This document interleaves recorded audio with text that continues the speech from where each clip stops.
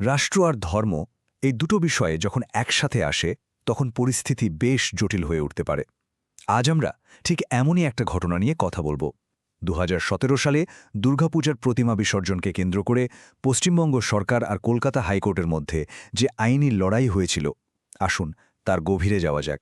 তো প্রশ্নটা ঠিক এখানে, একটা সরকার কি আইনশৃঙ্খলা রক্ষার কথা বলে কোনো ধর্মীয় অনুষ্ঠানে বাধা দিতে পারে? এর সাংবিধানিক সীমাটাই বা কোথায়? চলুন এই জরুরি প্রশ্নটারই উত্তর খোঁজার চেষ্টা করি। ঘটনাটা ২০১৭ সালের পশ্চিমবঙ্গে।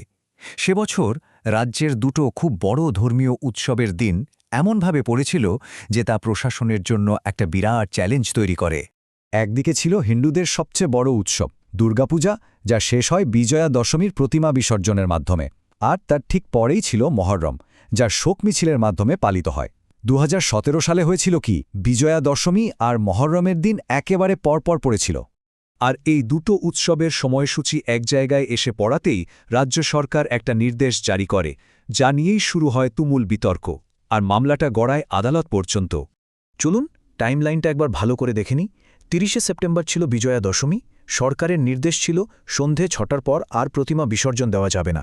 আর তার ঠিক পরের দিন, অর্থাৎ ১ অক্টোবর, মহরমের দিন, বিসর্জনের ওপর ছিল পুরোপুরি নিষেধাজ্ঞা। তো সরকারের যুক্তিটা কি ছিল?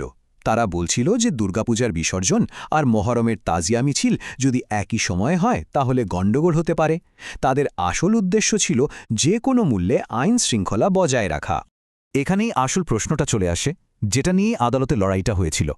সরকারের এই পদক্ষেপটা কি আইন রক্ষার জন্য একটা জরুরি নিয়ন্ত্রণ ছিল, নাকি এটা ছিল মানুষের ধর্মীয় স্বাধীনতার ওপর একটা খামখেয়ালি নিষেধাজ্ঞা?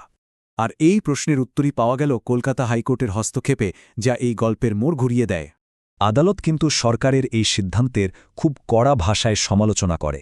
তাদের একটা মন্তব্য ছিল খুবই জোরালো, আপনারা কোনো ভিত্তি ছাড়াই চরম ক্ষমতা প্রয়োগ করছেন। মানে আদালত বলতে চাইছিল যে শুধু একটা আশঙ্কার ওপর ভিত্তি করে এমন কঠোর সিদ্ধান্ত নেওয়া যায় না। দেখুন, আদালত কিন্তু শুধু আইনি দিকটাই দেখেনি, সমাজের কথাও ভেবেছে। তাদের পর্যবেক্ষণ ছিল রাষ্ট্রের কাজ হল মানুষের মধ্যে সম্প্রীতি বাড়ানো, বিভেদ তৈরি করা নয়। আর এই প্রশ্নটা তো ছিল সরাসরি রাষ্ট্রের ক্ষমতার ওপর। আদালত যেন মনে করিয়ে দিচ্ছিল যে সরকার হলেই যা খুশি তাই করার অধিকার জন্মায় না, সবকিছুর ওপরে হল দেশের সংবিধান। তো শেষ পর্যন্ত রায়টা কি হল? খুব পরিষ্কার। কলকাতা হাইকোর্ট রাজ্য সরকারের জারি করা বিসর্জনের উপর নিষেধাজ্ঞাগুলোকে অসাংবিধানিক বলে খারিজ করে দেয়। আদালত শুধু নিষেধাজ্ঞা বাতিল করেই থেমে থাকেনি, প্রশাসনকে কিছু স্পষ্ট নির্দেশও দিয়েছিল। যেমন মহরম সহ সব দিনেই মাঝরাত পর্যন্ত বিসর্জন করা যাবে। পুলিশকে দায়িত্ব নিতে হবে দুটো মিছিলের জন্য আলাদা রাস্তা আর নিরাপত্তার ব্যবস্থা করার।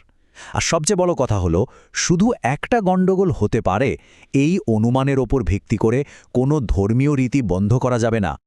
আচ্ছা, এই ঘটনাটা কি একটা বিচ্ছিন্ন উদাহরণ, নাকি এর আগেও এমন কিছু ঘটেছে যেখানে বিচার বিভাগকে হস্তক্ষেপ করতে হয়েছে?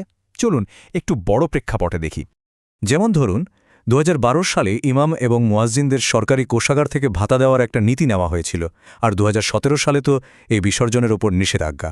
দুটো ক্ষেত্রেই কিন্তু সরকারের সিদ্ধান্ত নিয়ে সাংবিধানিক প্রশ্ন উঠেছিল। আর দুটো ক্ষেত্রেই কলকাতা হাইকোর্ট হস্তক্ষেপ করে। ইমাম ভাতা হোক বা দুর্গাপুজো বিসর্জন নিষেধাজ্ঞা, দুটো সিদ্ধান্তকেই আদালত অসাংবিধানিক বলে বাতিল করে দেয়। এটা থেকে বিচার বিভাগের ভূমিকার একটা ধারাবাহিকতা বোঝা যায়।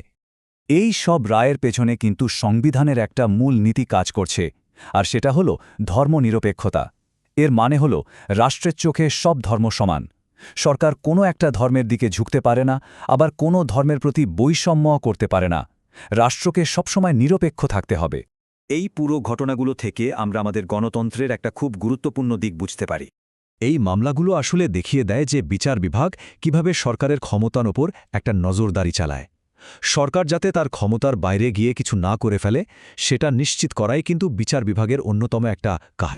আমাদের গণতান্ত্রিক প্রক্রিয়াটা ঠিক এভাবেই কাজ করার কথা। সরকার কোনো সিদ্ধান্ত নিলে সাধারণ মানুষ তার সাংবিধানিক বৈধতা নিয়ে আদালতে প্রশ্ন তুলতে পারে, আর বিচার বিভাগ সংবিধানের রক্ষক হিসেবে সেই সিদ্ধান্ত খতিয়ে দেখে মৌলিক অধিকার রক্ষা করে। সুতরাং আসল কথাটা হলো এটাই, এই ধরনের বিচারিক পর্যালোচনা এটা নিশ্চিত করে যে আইনশৃঙ্খলা রক্ষার মতো জরুরি বিষয়টা যেন সাধারণ মানুষের মৌলিক অধিকার যেমন ধর্মীয় স্বাধীনতার অধিকার কেড়ে নেওয়ার একটা অজুহাত না হয়ে দাঁড়ায়। এই পুরো আলোচনাটা আমাদের একটা খুব বড় প্রশ্নের সামনে এনে দাঁড় করিয়ে দেয়। আমাদের মৌলিক অধিকার রক্ষার চূড়ান্ত দায়িত্বটা আসলে কার?